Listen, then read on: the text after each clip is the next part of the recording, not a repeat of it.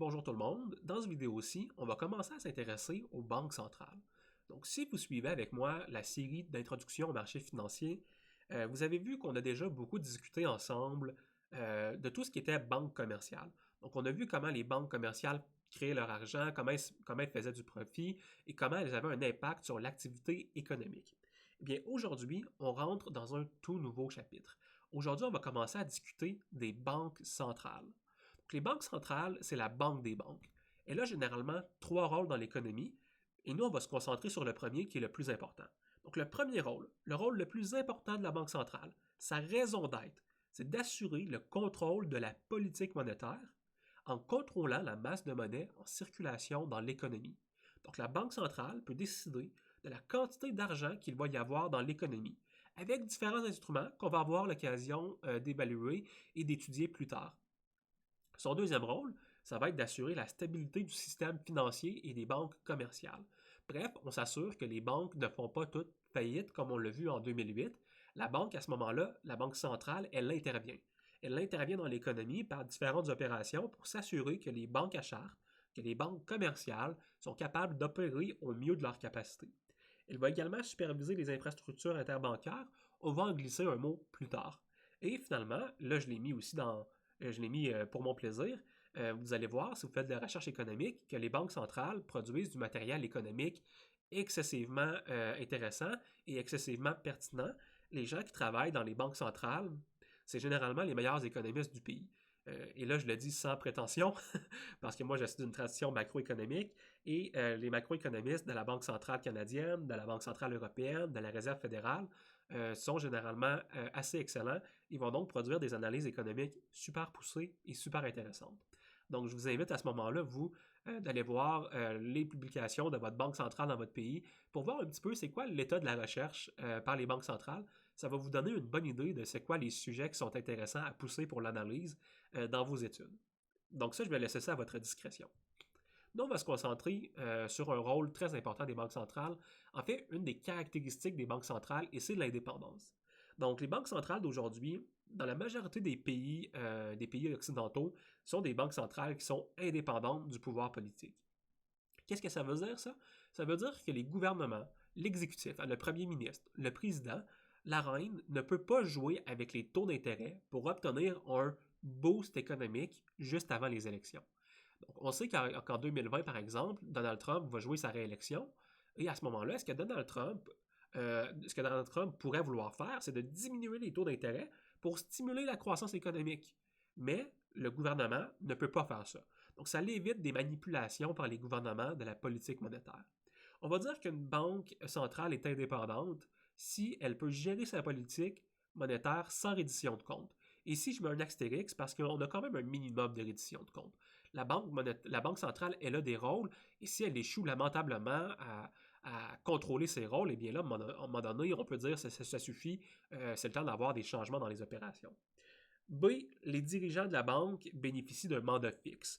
Donc, une fois que qu'un dirigeant, que le président, que le premier ministre appointe un gouverneur général à la banque, un gouverneur général, c'est l'équivalent de la personne qui est en charge. On parle pas d'un président de banque, on parle pas d'un chef d'entreprise, on parle d'un gouverneur. Donc, un gouverneur général à la Banque centrale canadienne, par exemple, va avoir un mandat d'un certain nombre d'années et un mandat qui va être fixe. Donc, une fois que cette personne-là est en charge, le premier ministre est pris avec. Changement de gouvernement, nouveau premier ministre, lui aussi, il est pris avec. On ne peut pas changer ça jusqu'à la fin du contrat et on peut renouveler ce contrat-là ou on peut ne pas le renouveler. Et la Banque centrale est financièrement indépendante. Ce que ça veut dire, ça ici, c'est que le gouvernement ne peut pas faire des pressions indues sur la Banque centrale. Donc, si par exemple le premier ministre ou le président Donald Trump n'est pas content de la politique monétaire américaine, eh bien, il ne peut pas décider de couper le financement de la le financement de la Banque centrale pour que la Banque centrale soit plus capable de payer ses employés. Bref, que la Banque centrale arrête d'être efficace parce qu'elle n'a plus les ressources. Le gouvernement, il ne peut pas faire ça. Donc, la Banque centrale a vraiment un certain niveau d'indépendance et à certains degrés qui sont acceptables. C'est-à-dire que, comme je le disais précédemment, une banque centrale qui échouerait totalement à contrôler l'inflation, on pourrait imaginer que l'exécutif à ce moment-ci peut rentrer dans le jeu et décider de dire on va brasser les cartes, on va changer les dirigeants. Aux États-Unis, c'est très intéressant parce que depuis le mandat de Donald Trump, on a beaucoup d'attaques sur l'indépendance de la Banque centrale. C'est-à-dire que Donald Trump, pendant longtemps, et ici je vous rapporte deux tweets là, dans la diapositive qui datent de 2019, à août 2019, septembre 2019, où Donald Trump était très insatisfait de la politique monétaire de la Réserve fédérale. Donc la banque centrale aux États-Unis, on l'appelle la Réserve fédérale. Vous allez aussi voir dans les écrits qu'on va l'appeler la Fed, F-E-D. Donc quand on fait référence à la Réserve fédérale, à la Fed, on parle de la Banque centrale américaine. Et ce qu'on remarque aux États-Unis, c'est que Donald Trump a beaucoup de critiques parce que pendant longtemps, Donald Trump estimait que la croissance économique n'était pas optimale aux États-Unis et aurait voulu voir la Banque centrale diminuer les taux d'intérêt. Donc, diminuer les taux d'intérêt pour stimuler la croissance. Notez que Donald Trump n'a pas nécessairement le pouvoir pour contrôler la Banque centrale américaine. N'empêche que ça a eu des impacts importants parce qu'on peut toujours se demander, hein, au final, le président, c'est le président. S'il décide qu'on change de gouverneur général, on va changer de gouverneur général. Même s'il n'est pas censé le faire, c'est quand même probablement lui qui aurait le dernier mot. Et donc ça apporte beaucoup d'incertitudes sur les marchés financiers de savoir ça va être quoi la politique monétaire au final.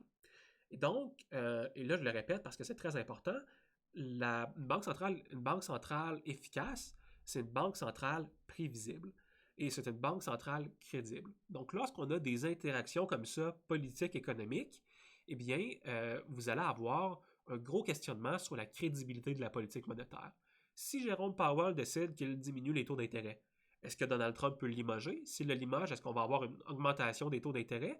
C'est quoi qui va se passer? Bref, quand on ne le sait pas, on est insécure. Et quand on est insécure, on prend des mauvaises décisions, des décisions qui ne sont pas optimales. Et c'est pour ça qu'on fait souvent l'argument pour la politique indépendante pour une politique indépendante pour la masse monétaire. On va dire que l'indépendance de la Banque centrale, c'est une façon de combattre les gouvernements qui sont malhonnêtes. Parce qu'on sait que le contrôle de la masse monétaire va avoir des impacts importants sur l'inflation. Hein? Donc, on a souvent, c'est un peu comme une balance. On peut mettre du poids sur la croissance économique, donc diminuer beaucoup les taux d'intérêt pour stimuler la croissance, mais ça vient à un coût. Ça vient à un coût d'inflation souvent. Donc, on a observé des années où la Banque centrale avait comme seule politique monétaire de garder les taux d'intérêt aussi bas que possible, et ça engendrait des taux d'inflation très importants. Et donc, on s'est éloigné un petit peu de ces politiques-là, mais n'empêche qu'il y a des gouvernements qui sont malhonnêtes, des gouvernements qui pourraient, par exemple, vouloir complètement payer leurs dettes en imprimant de la monnaie, eh bien, ces gouvernements-là engendreraient des conséquences économiques désastreuses. Et donc, c'est un peu un combat contre ces gouvernements malhonnêtes-là. Ensuite, vous pouvez avoir un deuxième argument pour l'indépendance qui est un petit peu moins direct, mais tout aussi important, et c'est la prévisibilité de la politique monétaire. Vous, quand vous prenez des décisions, vous voulez acheter une maison. Cette maison-là, vous allez la rembourser pendant 20, 25 ans, 30 ans. Et donc, c'est important pour vous d'être capable de vous dire à quoi ça va ressembler les taux d'intérêt dans 30 ans. Et la seule façon de faire ça, c'est d'avoir une politique monétaire qui est dirigée d'une façon prévisible et crédible pour plusieurs années. Et l'avantage d'une banque indépendante, c'est que les gens qui y travaillent sont tous des économistes de très haut niveau qui sont formés généralement dans une orthodoxie économique. Et donc, dans l'orthodoxie économique en ce moment, que vous ayez 50, 60 ans ou que vous en ayez 20 ou 30 ans, eh bien, c'est le contrôle de l'inflation. On pense que l'inflation dans l'économie devrait être autour de 2%. Et ça, indépendamment du gouvernement qui est en place, c'est quelque chose que vous allez garder en tête. Et donc, vous avez une politique monétaire qui est beaucoup plus prévisible parce qu'elle est fondée plus sur la science que sur les volontés politiques. Par exemple, au Canada, un gouvernement va rarement durer plus que 8 ans. Aux États-Unis, Donald Trump peut rester en poste maximum pendant 8 ans.